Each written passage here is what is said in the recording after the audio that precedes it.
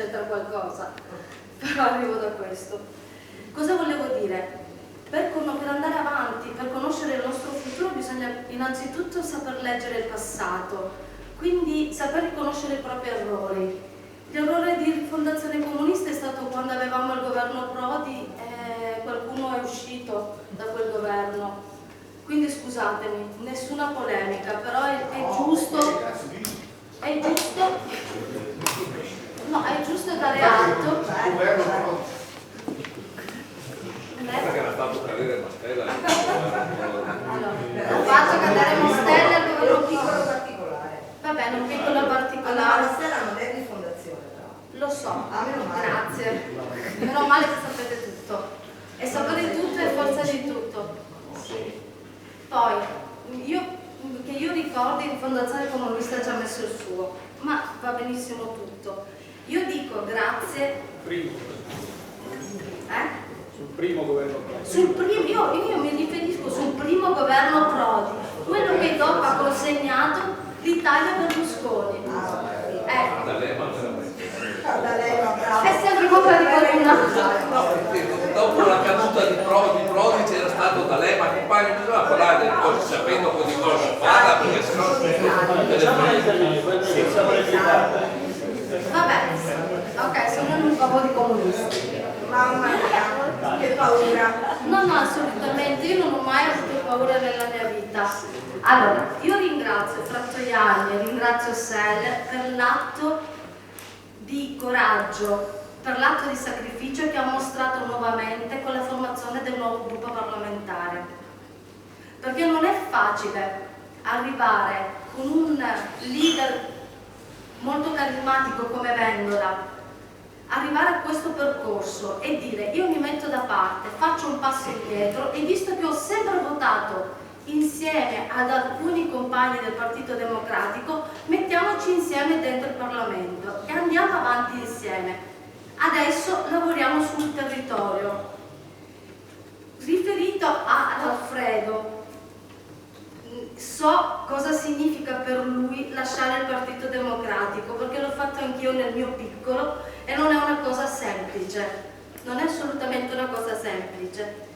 Io non voglio un percorso, io non voglio una sinistra che sia contro qualcuno, perché il contro qualcuno ci ha portato sempre a perdere. Per me il nemico della sinistra sono le persone che erano a Bologna, la cattiva politica, la violenza, le urla, i fascisti, chi urlava contro, chi bacchettava, chi urlava. Per me questo è il nuovo percorso. Grazie. Bene, chiudiamo il primo giro e dopo ci sarà un altro giro. E cominciamo da Frattoianni. Grazie. Ma sì, io in un minuto dico, non c'è dubbio che è tanto che stiamo in cerca. La sinistra italiana sta in cerca da molto tempo, quindi di uno strumento efficace. Perché oggi cambiamo di nuovo? Intanto perché ci misuriamo con una sconfitta, adesso dobbiamo dire le cose come stanno. Sinistra Ecologia di quest'anno è una sconfitta di un progetto politico. Siamo nati nel 2010 con l'idea di contribuire alla ricostruzione di un blocco di cambiamento del centro-sinistra e di ancorare quel blocco di cambiamento a sinistra. E siamo nati con l'ambizione di essere egemoni sul piano delle idee di quel blocco di cambiamento. Non eravamo neanche così matti, perché un anno dopo in Italia ci sono stati dei referendum dove 27 milioni di italiani, cioè più della somma dei voti assoluti delle 3 coalizioni principali delle ultime elezioni politiche, tanto per dare la dimensione di cosa era successo, oltre alla vittoria in grandi città, Milano, Cagliari e molte altre, di esserne egemoni sul piano delle idee, perfino l'ambizione di esserne egemoni sul piano della leadership, attraverso uno strumento allora per nulla logorato, anzi innovativo come le primarie, e attraverso una leadership che in quel momento aveva il vento in poppa, come si dice, nel grande spolvero, quella di Nichi. Vi ricorderete che in quel momento, di fronte allo scenario di possibili primarie, di fronte a un voto anticipato, il dibattito era un fatto vero, chi potesse vincere con la contienda. Era contendibile. quell'obiettivo e quel progetto ha subito una sconfitta. Che poteva fare? L'ha subita prima nelle primarie del 2012, quando la capacità di innovazione che noi avevamo introdotto e la costruzione di un'ipotesi di innovazione nel campo della sinistra è stata rapidamente superata, messa in crisi dall'avvento di un altro elemento di movimentazione, di innovazione, di cambiamento, seppur regressivo dal mio punto di vista sul piano dei contenuti, ma capace di determinare un elemento di movimentazione fortissimo, Renzi, e che ha ridotto il risultato dei Nichi in quelle primarie al risultato che fu di Bertinotti nelle primarie di qualche anno prima, il 16%. C'è il risultato di una, seppur significativa, testimonianza di un punto di vista. Ci siamo e abbiamo un peso. E poi siamo stati sconfitti nelle elezioni politiche, diciamo la verità. Quella che Bersani ha chiamato non vittoria è stata una cocente sconfitta politica. Innanzitutto nel non aver visto l'ombra del Movimento 5 Stelle, nell'aver sbagliato, io credo, l'impostazione della campagna elettorale, nell'aver subito il ritorno della destra e soprattutto l'urto travolgente del Movimento 5 Stelle. A quella sconfitta se ne è aggiunta un'altra, che non riguarda però soltanto SEL, ma riguarda qui il tentativo di chi costruì l'Italia Bene Comune, di chi ha provato a determinare l'apertura di uno spazio, è l'avvento di Renzi, la trasformazione in profondità del Partito Democratico, di un'agenda di governo che ha fatto di quel partito un partito di centro, io credo, che guarda a destra. Naturalmente quando dico questo so che non vuol dire che tutti quelli che stanno nel PD, tanto meno tutti quelli che lo votano, tanto meno nemmeno tutti quelli che lo dirigono siano tutti di centro che guardano a destra. E infatti io voglio continuare a parlare a quell'elettorato, a quel mondo, a quel popolo, perfino a parte di quei gruppi dirigenti. Però questo è perché oggi ci riproprio questo. Perché lo rilancio la costruzione di uno spazio nuovo? Perché so che non sono sufficiente. E questo però era anche questo una delle ragioni sociali della nascita di SEL. Noi lo dicevamo a Firenze, nasciamo sapendo che nasciamo per costruire una cosa più grande. L'avevamo detto nella nostra ragione sociale. Nessuno oggi è sufficiente e dunque nessuno può pensare di rappresentare il tutto.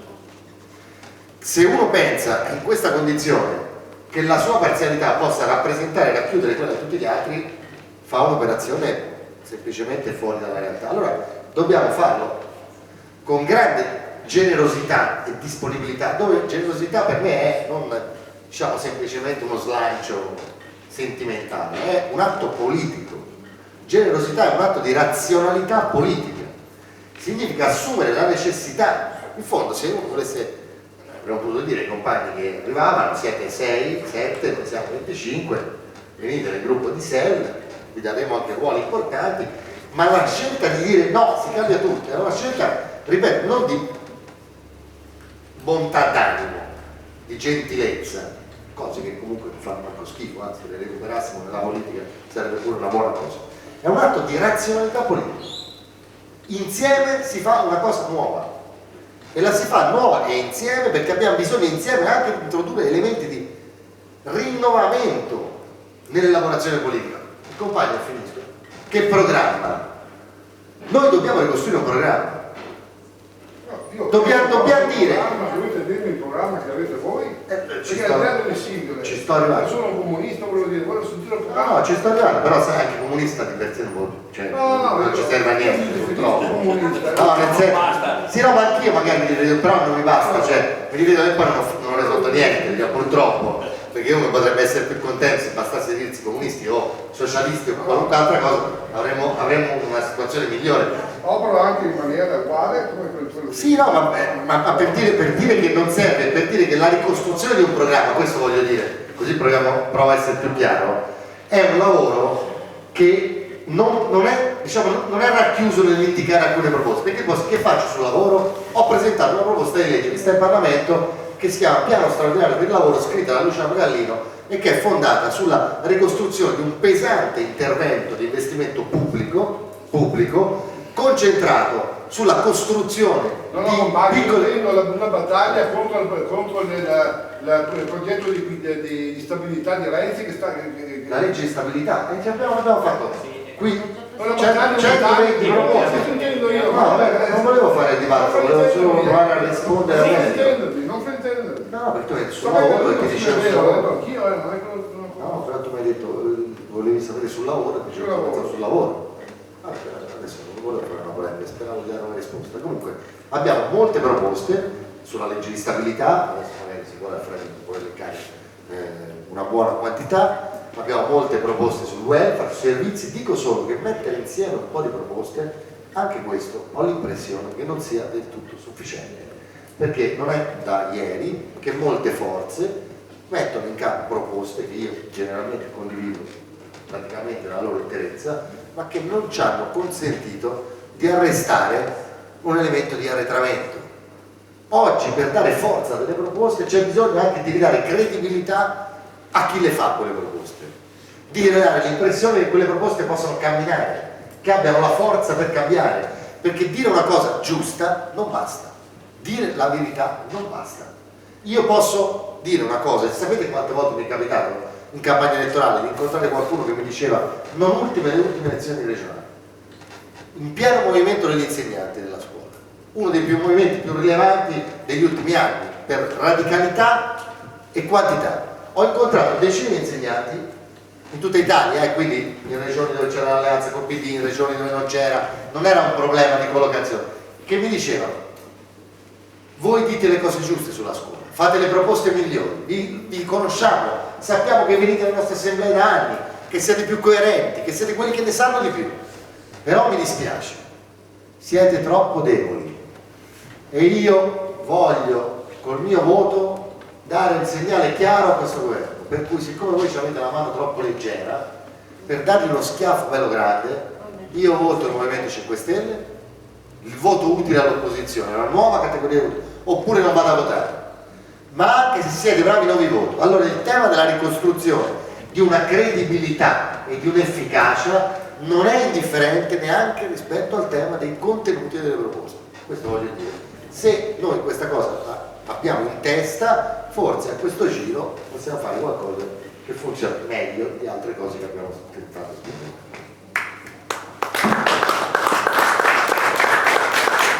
Io rispondo direttamente alle due questioni che sono state poste. Quando io parlo di radice univista non intendo la riproposizione del programma e anche degli errori degli anni 90.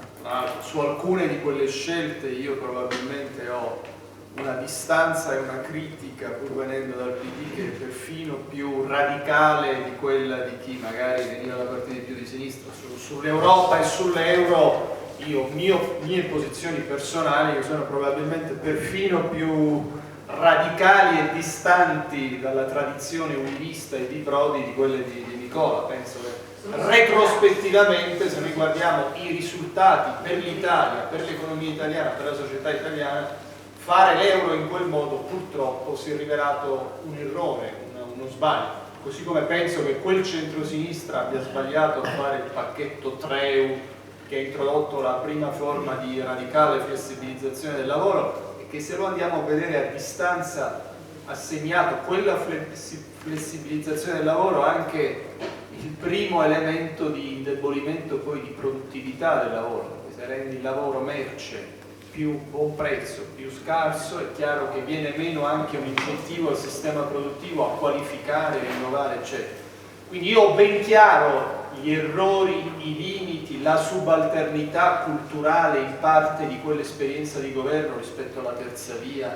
Quando parlo di ispirazione univista mi riferisco a due caratteristiche essenziali. Uno, la pluralità e la larghezza culturale, l'idea che l'Italia si può governare se noi troviamo un punto di incontro tra le culture che hanno fatto la nostra Costituzione. Quindi il riformismo, la cultura del cattolicesimo democratico, le culture più tradizionali della sinistra, le nuove culture ambientaliste. Una forza larga, plurale, che non si rinchiude in un recinto identitario di testimonianza, ma prova a rappresentare anche l'ampiezza e l'articolazione di un possibile campo di cambiamento della società italiana. Due, la determinazione a misurarsi con la sfida di governo. No alla sinistra di testimonianza. La sinistra deve servire non ad alimentare il nostro senso di purezza, non a farci sentire quelli che hanno ragione e che non si sporcano le mani. La sinistra, se vuole essere utile ai ceti che vuole rappresentare, deve avere l'obiettivo di indicare una prospettiva di governo. Naturalmente questo oggi non implica uno sbocco immediato o meccanico, perché è evidente che l'alleanza con questo PD, con questo impianto programmatico del PD di matrice renziana a livello nazionale non è possibile. Significa avviare una battaglia politica dura per cambiare i rapporti di forza, per tornare a far pesare la sinistra, per evitare la cancellazione di un punto di vista, di interessi, di una voce del mondo del lavoro completa dal panorama politico, e agire perché questo possa poi riaprire una prospettiva politica. Questo secondo me però è un elemento di cultura politica molto importante nel nuovo progetto. Noi dobbiamo sapere che non stiamo cominciando un percorso semplicemente per fare un pezzo della sinistra. Noi dobbiamo costruire un soggetto largo, un soggetto che sia ambizioso, che faccia sentire